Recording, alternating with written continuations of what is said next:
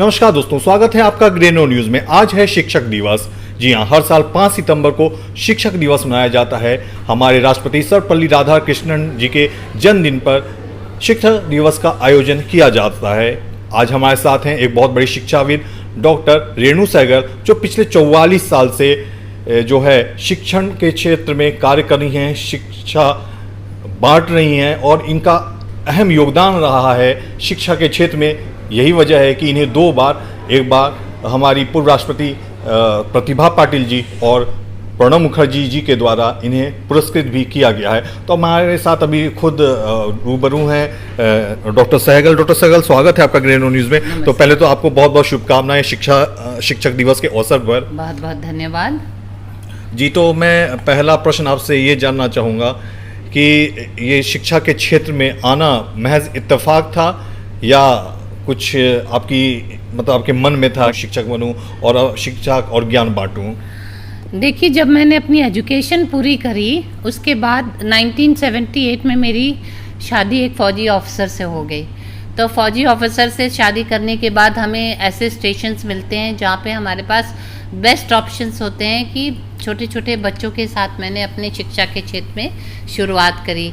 तो जिस कैंटोनमेंट में हम पोस्टेड थे वहाँ पहले नर्सरी स्कूल था, तो वहाँ मैंने 1980 में एज अ नर्सरी टीचर अपनी शुरुआत की और धीमे धीमे मेरा इंटरेस्ट इसमें बढ़ता गया और मुझे लगने लगा कि मैं शायद इसी चीज़ के लिए बनी हूँ कि बच्चों को शिक्षा दूँ और अपने उनके साथ हम भी यंग रहते हैं और बच्चे भी कुछ सीखते हैं, हम भी बच्चों से कुछ सीखते हैं। तो ऐसे ये कारवां चलता चला गया लगातार हमारे यहाँ में। 44 साल का आपका ये लंबा सफ़र रहा, तो पहले क्या शिक्षा का स्वरूप देखती हैं और आज शिक्षा का क्या स्वरूप है, और खास करके जब न्यू एजुकेशन पॉलिसी 2020 भी लागू करने की कोशिश देश में की जा रही है? देखिए, जो न्यू एजुकेशन पॉलिसी देश में लागू करने वाली है वो हमारे भारत संस्कृति में बहुत पहले से है। हमारे रामचंद्र जी अपने चारों भाई के साथ चारों भाई मिलकर, पांडव जो हैं द्रोण अपने गुरुओं के पास गुरुकुल में रहते थे। तो वही नेशनल एजुकेशन पॉलिसी वही सिखा रही है 2020 में कि experience it by doing it. तो उस एजुकेशन पॉलिसी में ये आ रहा है कि ये चाइल्ड सेंटर्ड है। पहले बीच में हम लोग टीचर सेंटर एजुकेशन पे आ गए थे, लेकिन अब बच्चों पे ध्यान देते हुए उनको एक सामने रखते हुए हमने इस शिक्षा प्रणाली को बनाया है और गवर्नमेंट ने ये जो लागू की है ये पहले थी, लेकिन बीच में हम लोगों से कहीं ना कहीं ये छूट गई और दोबारा से वापस आती है, जिसमें ये बताया जा रहा है कि शिक्षक को ज़्यादा से ज़्यादा मौका देना चाहिए विद्यार्थियों को प्रश्न पूछने का और उनके प्रश्न के उत्तर खोजने का, जिसके कारण से उनके अंदर एक खोज करने की जो प्रतिक्रिया है वो जागृत होगी और उनका जो अंदर का पोटेंशियल है, हिडन पोटेंशियल, वो आगे आएगा और वो कुछ भावी नागरिक बन सकेंगे और कुछ अपना योगदान दे सकेंगे। तो ज़्यादा से ज़्यादा, और अब समय आ गया है, पुराने टाइम पे टीचर आके, शिक्षक जो हैं ब्लैक बोर्ड पे आके पढ़ा के चले गए, लेकिन आप देखिए गुरुकुल में जब रहते थे तो गुरु बोलते थे लकड़ी काट के लाओ, चलो लकड़ी काटते हैं, चलो आग जलाते हैं, चलो खाना बनाते हैं, या अपने कार्य सेवा भावना हुई और शिक्षा भी आई, गुरु मंत्र सीखे, सब ठीक है। तो अभी भी वही है कि अब शिक्षक को ये प्रेरणा देनी है बच्चों को कि आप अपने आप खोज भी करिए और आपको टीचर एक फैसिलिटेटर की तरह काम करेगा आपके साथ, एक सहायक के रूप में आपके साथ रहेगा, लेकिन आपको अपनी कोशिश खुद जारी करनी है और शिक्षा के क्षेत्र में हमें आगे बढ़ना है। एक चीज़ और, ये जो बात छिड़ी आपने शिक्षक को प्रेरित करने की, पहले कहा जाता था शिक्षक बहुत डेडिकेटेड होते थे स्टूडेंट के प्रति और पढ़ाने के प्रति, कहीं ना कहीं कॉमर्शलाइजेशन भी देखा गया है या देखा जा रहा है। तो वैसे शिक्षकों को, वैसे लोग को आपका क्या संदेश होगा? देखिए, अब मेरा ऐसा संदेश यही होगा कि आज के दिन शिक्षक दिवस पे जब हम डॉक्टर सर्वपल्ली राधाकृष्णन जी को अपना नमन करते हैं और उनके योगदान को याद करते हैं, तो शिक्षकों को ये चाहिए कि अगर आप शिक्षा के क्षेत्र में, चाहे आप मन से आए हैं या मजबूरी के कारण आए हैं, लेकिन अब जब आप आ ही गए हैं इस क्षेत्र में तो आप इसमें अपना पूरा योगदान दीजिए, तन मन धन से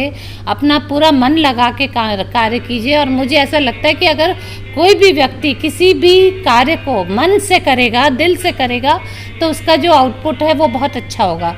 तो सभी शिक्षकों को मेरा ये निवेदन है कि आप अपने बच्चों के साथ एक तो मातृत्व और पितृत्व का व्यवहार रखें और उनको समझने की कोशिश रखें और उनको बहुत ज़्यादा मोटिवेट करें, इंस्पायर करें। और उसके लिए आपको भी खुद एक रोल मॉडल बनना पड़ेगा और एक एग्जाम्पल सेट करनी पड़ेगी और उनको सहानुभूति, जैसे बोला जाता है ना, अपने दोनों हाथ, आशीर्वाद वाला भी हाथ रखिए, नीचे अगर बच्चा गिर रहा है तो उसको संभालने वाला भी हाथ रखिए।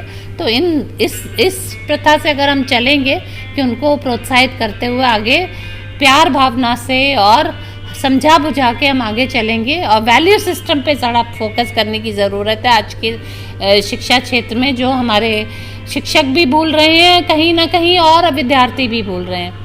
तो अगर हमारा वैल्यू सिस्टम स्ट्रांग होगा तो सब कुछ, अगर हम दिल से कोई भी चीज़ करेंगे और दिल से विद्यार्थी शिक्षक का आदर करेंगे और दिल से शिक्षक विद्यार्थियों को प्यार करेंगे, सहानुभूति देंगे, तभी हमारा देश जो है आगे प्रगति के स्थान पे पहुंचेगा। और शिक्षक दिवस है, आपका समय भी कीमती है, तो अब लास्ट जो है मेरा जो प्रश्न रहेगा कि जो है आज इस अवसर पे स्टूडेंट्स की भी बात आपने की, तो उनको आपका क्या संदेश है? और जीडी गोयनका पब्लिक स्कूल जहाँ की आप प्राचार्य हैं, ये आप किस तरह सेलिब्रेट कर रहे हैं इसको? जी, आज हमारे शिक्षक दिवस जो हमारे यहाँ सर्वप्रथम हम लोगों ने अपने शिक्षक गुरु डॉक्टर सर्वपल्ली राधाकृष्णन को नमन किया, उनकी जीवनी के बारे में बच्चों को बताया, शिक्षकों को बताया और बच्चों ने अपना रंगारंग कार्यक्रम शिक्षकों के लिए प्रस्तुत किया।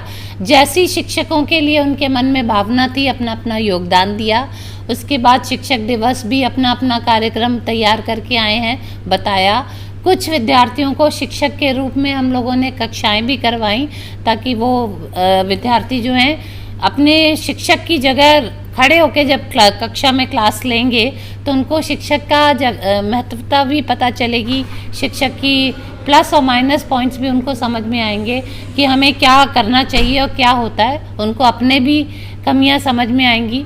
तो इस तरीके से इस प्रणाली के तौर पे हम लोगों ने शिक्षक दिवस मना रहे हैं और मेरा सभी विद्यार्थियों से यही है कि आप जो भी करें अपने मन से करें, जो आपके अंदर इच्छा है बनने की, चाहे वो पायलट हो, चाहे वो फौजी हो, चाहे वो इंजीनियर, डॉक्टर, चार्टर्ड अकाउंटेंट, कोई भी। आज तो दुनिया में इतने सारे प्रोफेशन हैं कि आप कोई भी काम करें। आज हम देखते हैं डॉक्टर विवेक बिंद्रा को भी बड़ा बिजनेस, छोटा बिजनेस, कुछ भी जो आप करना चाहते हैं वो मन और लगन से करें, टाइम मैनेजमेंट अपना मैनेज करें। हर चीज़ समय के अनुसार ही अच्छी लगती है और एक डिसिप्लिन में अच्छी लगती है। तो अगर समय अनुसार हम चलें, अपना टाइम टेबल अच्छे से बनाएं और उस पर अपनी मेहनत कड़ी लगन से काम करें, तो मुझे लगता है कि कोई भी जो चीज़ है वो आपके लिए असफलता की तरफ नहीं बल्कि आपको सफलता की तरफ ले जाएगी। बोलते हैं ना, जो है एक कहना भी है कि खुद ही को कर बुलंद इतना कि खुदा बंदे से पूछे बता तेरी राजा क्या है। मैडम, आपने डॉक्टर सहगल, आपने अपना कीमती समय निकाला व्यस्त समय से, इसका बहुत बहुत शुक्रिया। तो आप थी डॉक्टर। मैं अंत में 2 लाइनें जरूर कहना चाहिए। मुश्किलों से जो डरते हैं जलीले खार होते हैं, बदल दे वक्त की तकदीर वो खुददार होते हैं। हजारों डूबते हैं नाखुदाओं के भरोसे पर, नाखुदा माने मल्लाह जो चप्पू चलाता है। हजारों डूबते हैं नाखुदाओं के भरोसे पर जो खुद चप्पू चलाते हैं वही पार होते हैं। तो हर एक को अपना कार्य करना है, शिक्षक को शिक्षक के रूप में, विद्यार्थी को विद्यार्थी के रूप में। बहुत बहुत धन्यवाद। तो जाहिर सी बात है, शिक्षक की बात हम माने, उनके कहे अनुसार चलें तो सफलता हमारे कदम चूमेगी, हम सफल होंगे। और मैडम ने जैसा बोला, एक वाकया बताया जो छोटा है, मुझे भी याद ताज़ा हो गई उस चीज़ की कि हम लोग भी शिक्षक बनते थे या हमारे सीनियर हमें शिक्षक बन के पढ़ाते थे, बहुत हम लोग एंजॉय करते थे। तो फिलहाल इस खबर में इतना ही। और अगर आप इस खबर को हमारे YouTube चैनल ग्रेनो न्यूज़ पे देख रहे हैं तो उसे सब्सक्राइब करें, फेसबुक पेज पे देख रहे हैं तो उसे लाइक करें। फिलहाल इस खबर में इतना ही, मुझे दीजिए इजाज़त, नमस्कार।